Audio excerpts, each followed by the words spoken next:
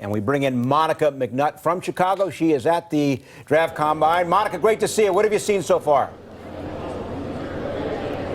Man, Bill, good to chat with you guys. We've seen lots of basketball. I mean, there's names from every team. A bunch of colleges are represented out here. But most of all, these kids are coming in with lots of energy and an opportunity to prove themselves.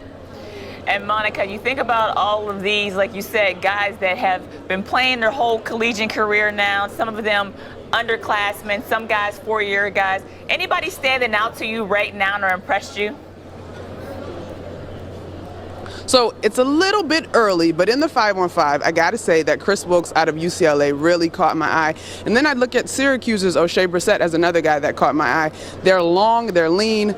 O'Shea is about 6'8", Brissett is about 6'8", and Wilkes is about 6'6". They were really moving well on the court. They were active. They took a lot of pride in what they were presenting out there. And so that was in just the first set of 5-on-5. And then you think about Brandon Clark out of Gonzaga, who owns the highest vert right now at 40. So there's guys that are certainly taking advantage of the opportunity set in front of them so far.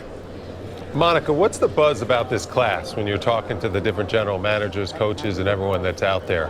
What's the feel and the vibe about the depth of this draft?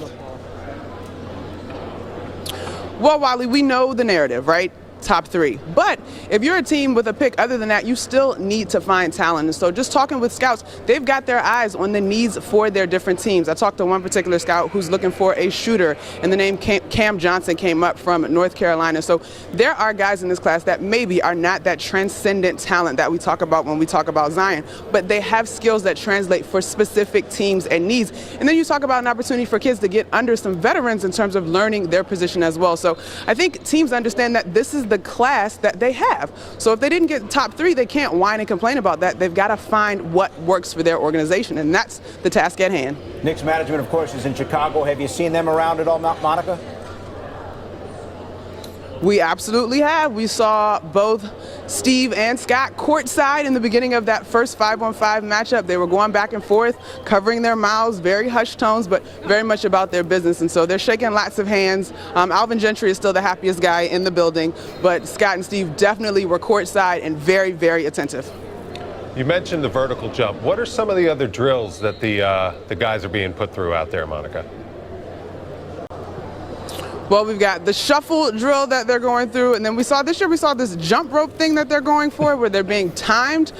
So they're looking at the lateral speed and quickness as well. And so Brandon Clark is really kind of making a name for himself in that category. But again, those drills, as you know, Wally, are done without any contact. So you've got your standing vert, your running vert, your shuffle, and then the jump rope thing. Monica, that's awesome insight right there. But so a guy out of Vanderbilt didn't play, had gotten injured in Garland. We heard that he was there, worked out a little bit, no longer there. Is there any buzz you're hearing around him? And also, is there anybody else you think that maybe we've been talking about that could be late in the first round that you see jumping up a little bit? Well, it's kind of hard to say for jumping up a little bit at this point in the combine. We've got to get through tomorrow. But as far as Garland goes, depends on who you ask, Swin. Folks start saying that there's been a guarantee made, and now that's X's and O's for brasses for teams to figure out that I will not touch. But different names have been popping up, whether it be the Lakers or even the Bulls, in terms of why Garland would be so comfortable that he wouldn't work out. And then you've got folks that subscribe to the very simple concept that he's coming off an injury, so he may not be his best version of himself, so why jeopardize it? For more great videos from the MSG 150, check out right there. And remember, our show is on Monday through Thursday, 8 to 10:30 p.m. on MSG Network and MSG Go.